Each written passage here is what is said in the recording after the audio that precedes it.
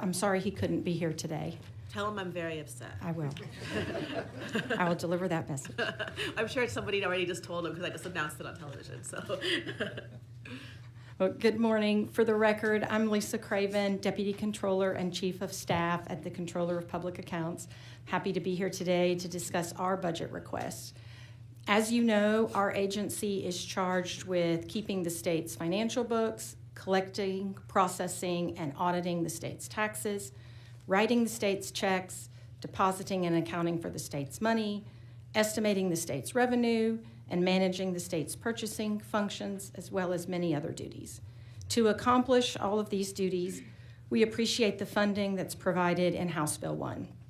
This will allow the agency to continue to perform our constitutional and statutory duties and continue our attempts to upgrade our IT systems to improve security, functionality, and customer service. I will be speaking off of a handout that you have that should be included in your materials. So on page 2, the Comptroller's Office has historically been hesitant to request exceptional item funding.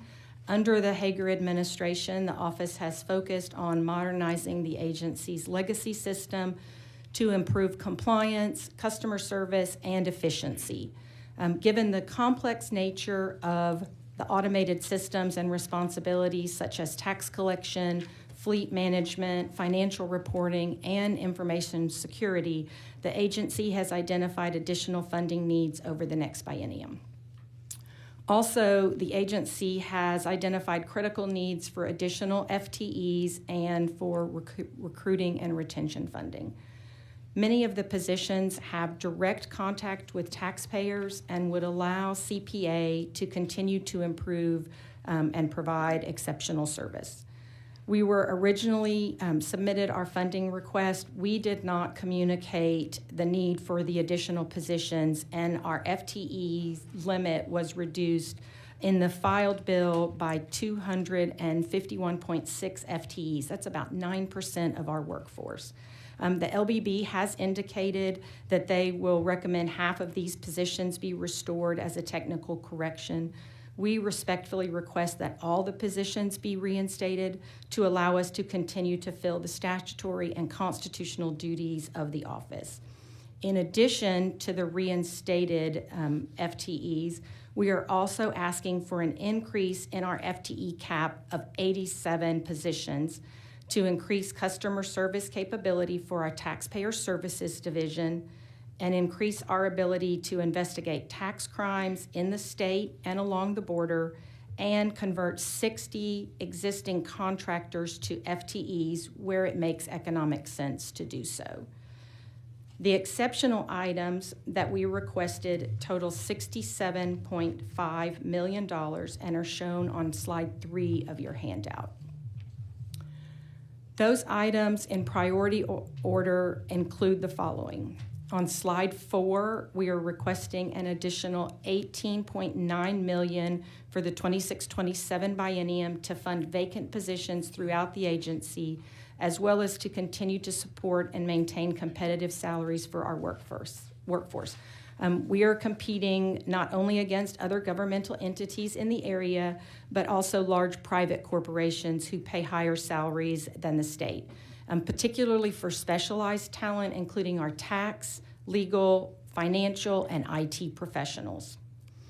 On slides 5 and 6, we request additional funds to restructure the salary rates for the agency's audit and enforcement divisions, totaling $7.2 million for the biennium. Our auditors bring in an average of $1.2 million in audit adjustments per person each year, with experienced auditors bringing in $2.7 million each year per person. Each of our enforcement officers brings in an average of over $900,000 each month. So these folks bring in a lot of the revenue for the state. We need to retain the experienced auditors and enforcement officers for the state. It will reduce both of those divisions' staff turnover and will increase the agency's overall audit, collection, and compliance efforts. Turnovers for both of those areas exceed 9%, and we anticipate that it takes about $20,000 to rehire, to retrain a new auditor or enforcement officer each time we have to do that. On slide 7, we're requesting additional funding for our State of Texas Accounting and Reporting Resource Project, the STAR project, totaling $8.7 million for the biennium. The filed bill maintains funding appropriated from the prior legislative session, but as we've gone through the procurement process, we've discovered the appropriate solutions are more expensive than we initially anticipated. The additional funding request is to ensure that we can get the appropriate solution and implement it in a timely fashion. As the agencies have been operating on the state's enterprise resource system, the CAP system, for over 12 years and continue to be onboarded onto that system, the older mainframe legacy financial systems, such as the Uniform Statewide Accounting System, USAS, and the Texas Identification Number System, the TIN system, need to be replaced with modern technology. Modernizing these critical systems will reduce our reliance on expensive and outdated technology, decrease the inefficiencies in the system, and improve the user experience so the business of the state of Texas will remain uninterrupted. On slide 8, we request an additional $25.7 million over the biennium for information technology projects classified as critical, modernization, and efficiency improvements. This amount includes dedicated projects to develop and implement the property tax portal to increase functionality and security of sensitive tax roll information, increase functionality of the statewide financial reporting, replace our antiquated fleet management system, provide additional cybersecurity functionality, and convert 20 contractors to FTEs to help curtail the long-term expenditure growth there. Slide 9, we request $3.9 million to add positions to our criminal investigation division to enhance the state's ability to successfully investigate and prosecute crimes specific to tax statutes statewide and on the border. $3 million of that would be dedicated to hiring, training, and equipping 10 additional licensed peace officers and 2 support staff, and then $900,000 would be to provide the needed safety equipment for existing staff. And then on slide 10, we request $3.1 million for critical workforce support needs, including relocation and expansion of audit and enforcement offices and relocation of the Comptrollers warehouse and distribution center, and additional travel and training needs to fulfill office responsibilities. And then I'll go ahead and do the fiscal programs. Is that okay? Our fiscal programs budget, we have identified just one exceptional item request. The $50.4 million to increase the amount of funds that we have available to the local governments who require to provide the property tax relief for disabled veterans and their surviving spouse. When that program started, the appropriations were sufficient to replace 77% of the exempted property tax. Revenues for the local governments. Since the beginning of the program, the number of qualified individuals has risen, and currently the program replaces about 27% of local tax revenue lost due to the exemption. So the additional funds that we are requesting would allow us to replace 77% of the local property tax losses, and this is shown on slide 11 of your packet. We appreciate the House including our requested increases to the mixed beverage tax reimbursement, appropriated expected federal grants to the Broadband Development Office, and the additional FTEs requested to the State Energy Conservation Office into HB1 when it was filed. Madam Chair, members, this concludes my presentation. As always, we look forward to working with you during the session, and we welcome any comments or questions that you may have. Thank you so much for your testimony. Members, do you have any questions? Representative Barbara Griffin-Hawkins. Thank you, Madam Chair. Wow, thank you for that extensive overview. Sorry. I've got some specific to your slides. So when we reimburse counties for their payments on the forgivable property taxes. Yes, ma'am. Is that an application? What is that mechanism? Yes, ma'am. They apply for that, and then we prorate the amount of appropriation that's available and reimburse them for that. So right now, it's about 27% of what they lose, we're able to give back to them because that's the amount that's been appropriated to the office. So that other piece they're paying for. Yes, ma'am. And then these dollars here will help us get back up to the 77%. Yeah, exactly. Okay. The other thing is, when you, there was an exceptional item, I believe on slide, it talked about on the technology, changing people from contractor to staff. Did we do a study on the cost analysis benefit? We've looked at that at the office, and in a lot of instances, we're paying paying for contractors a lot more than it would be to pay their salary in some instances, and the individual doesn't actually get that amount. It goes to the organization that we're contracting with. So we've looked at certain positions in the agency that we feel it would make economic sense to convert them to FTEs, save the state money in the long term versus paying vendors for the contractors. I love it.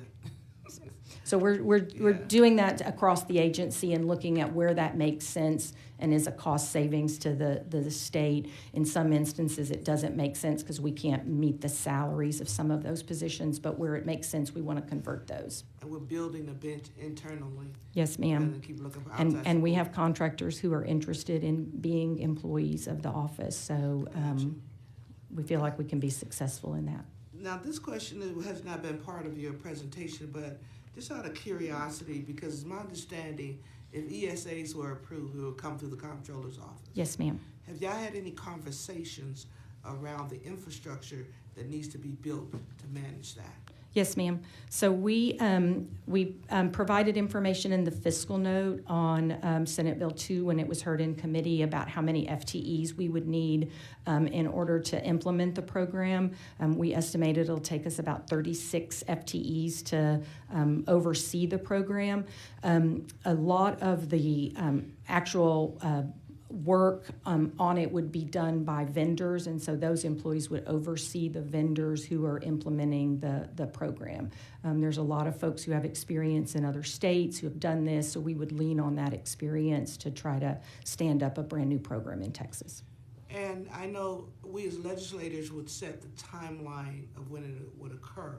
Well, what have y'all done and talked about in terms of a realistic timeline of proper implementation? Yeah, I think that's one of the things that we are concerned about because it does take a little bit of a runway to stand up a brand new program, and we want to do it right in Texas. And so we're already doing work on our end so that we can move as quickly as possible when and if the legislature passes the bill so that we can begin work on issuing RFPs, putting up job postings, those kinds of things that we have to do first before we can actually stand up the program.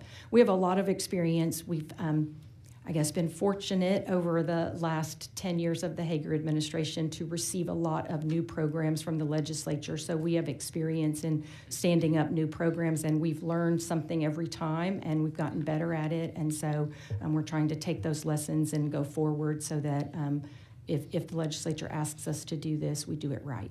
But the preference is school year 26, 27, or 25, 26. 26, 27, yes, ma'am. That's the preference. Yeah, because if the bill passes at the end of session and by the time it's signed into law by the governor, we're pretty close to a new school year, and schools are already accepting their applications and stuff in January for the following school year. So that would give us basically the fall to get things ready for when the applications are open for the new school year, the 26-27 school year. And have y'all talked about a structure that brings integrity to the process that will be transparent and open to anyone who want to look at those books? Yes, ma'am. That's a high priority for Controller Hager, is that we make sure that there's no abuse or fraud in the system, and it's something that we're trying to learn from other states where they may have made mistakes. We don't want to make those same mistakes, so we're absolutely talking about all of those issues. So y'all are talking to other states about what works and what doesn't work? Yes, ma'am. Okay, great, thank you. My final question is related to franchise tax, and I don't know if you have the answer. When we lifted the threshold of who files a franchise tax report, have y'all looked at the dollars that were potentially all lost, or if any at all? I don't know the answer to that.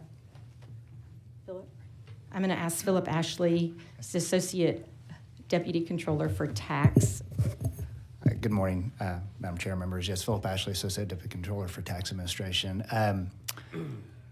Representative, I'm trying to remember the fiscal, that number, the estimated loss, you're referencing the increase to the no tax due threshold to 2.47 million. Exactly. Yes, ma'am.